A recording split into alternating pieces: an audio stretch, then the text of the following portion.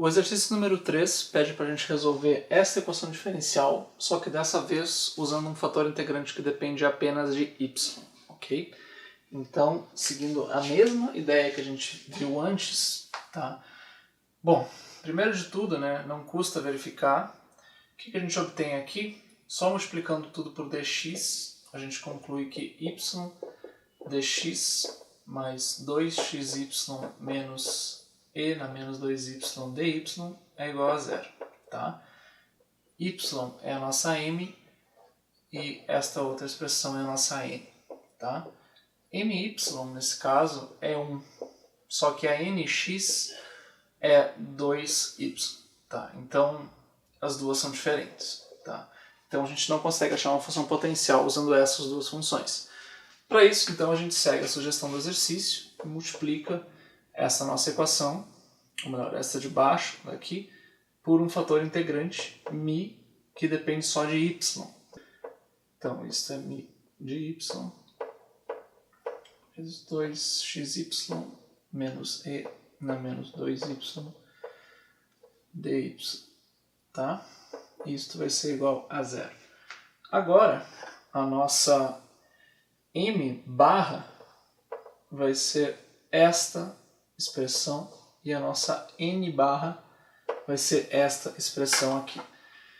E o que a gente quer é que m barra y seja igual a n barra x, ok? Então, função de y vezes função de y tem que usar a regra do produto. Então, isso é μ' vezes y mais μ vezes a derivada do y, que é 1, tá?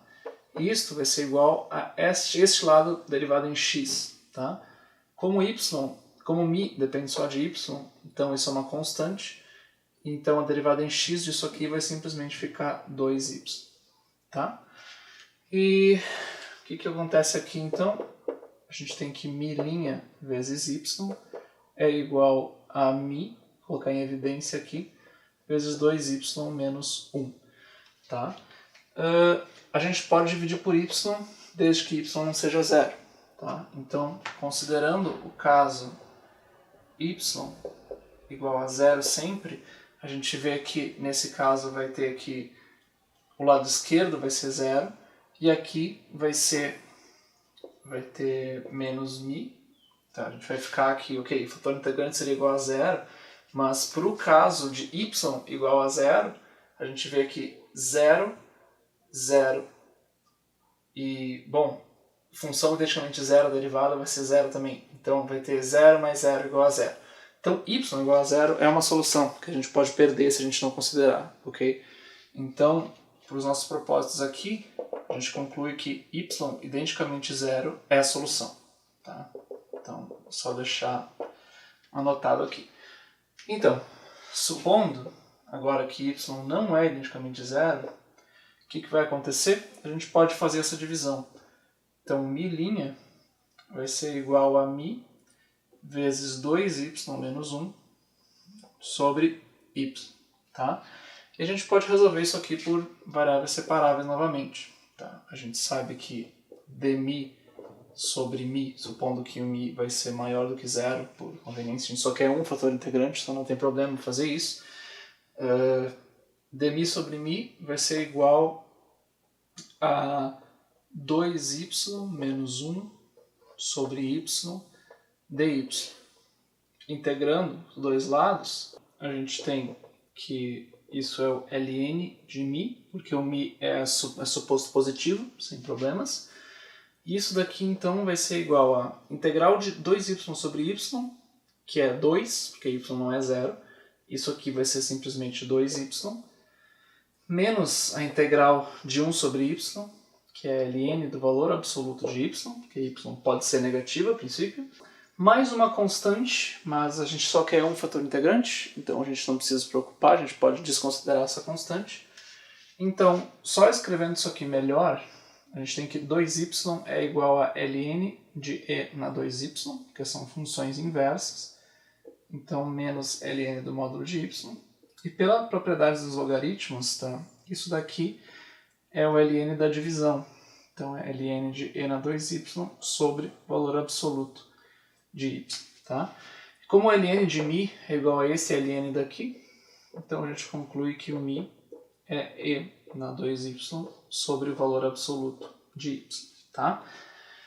Com isso, a nossa m barra se torna e na 2y sobre o valor absoluto de y vezes y, e a n barra se torna e na 2y sobre o valor absoluto de y vezes 2xy menos e na menos 2y.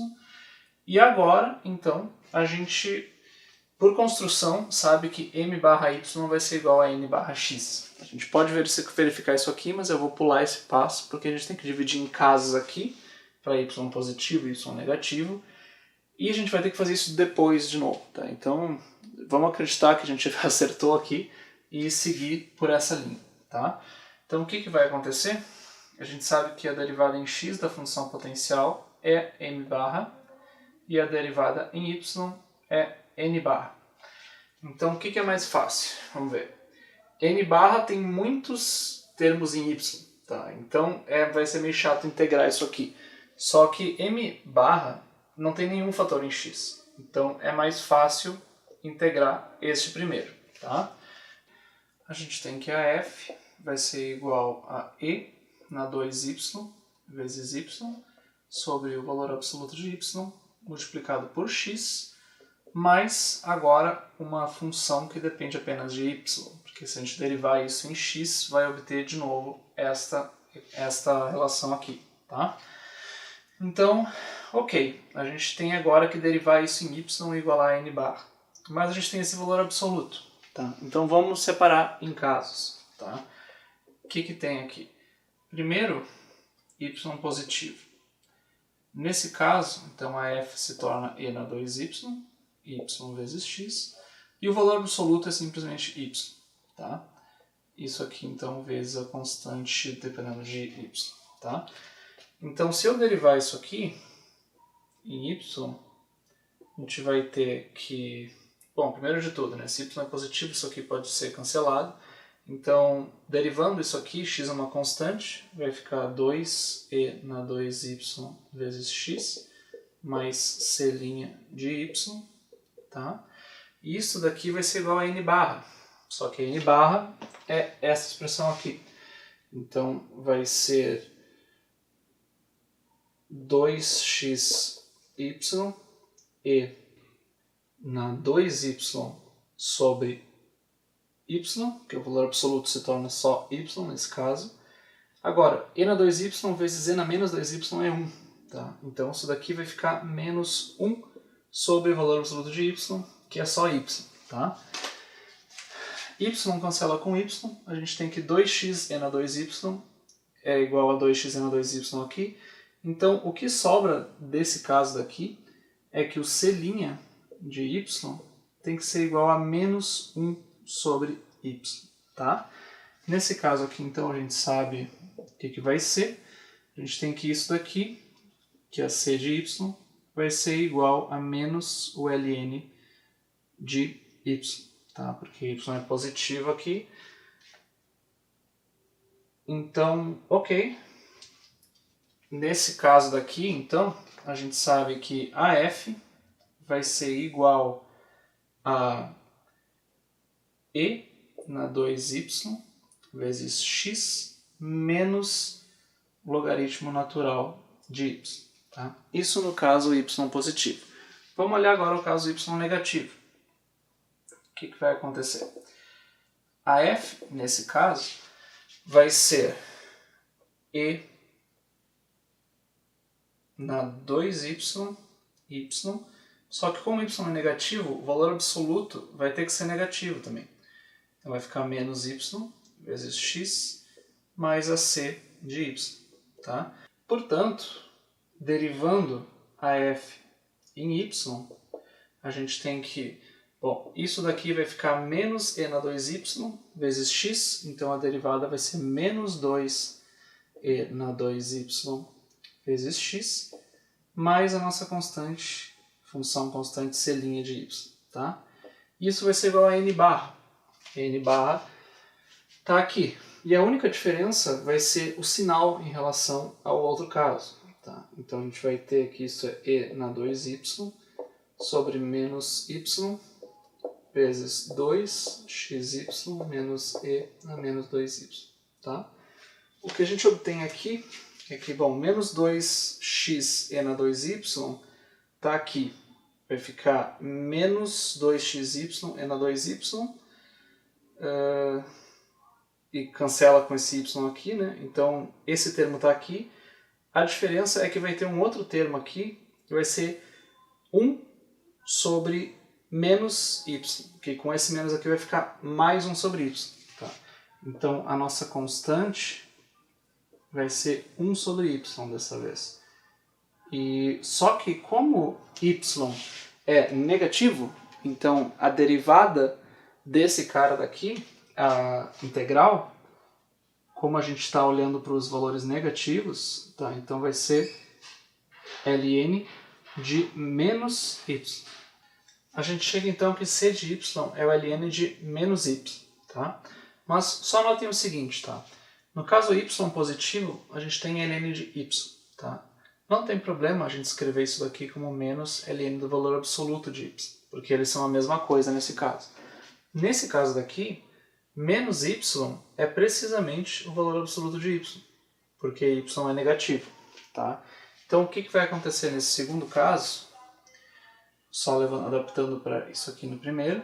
Então no segundo caso, a gente vai ter que a f vai ser agora menos e na 2yx mais ln do valor absoluto de y. Tá?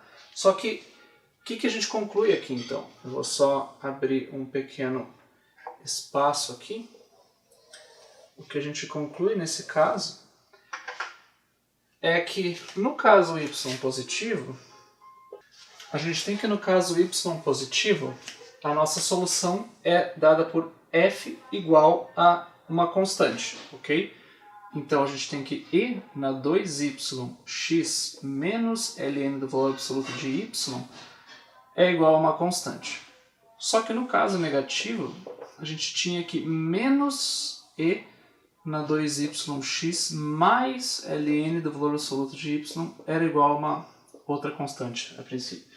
Só que, vejam bem, esses dois casos aqui têm exatamente a mesma forma.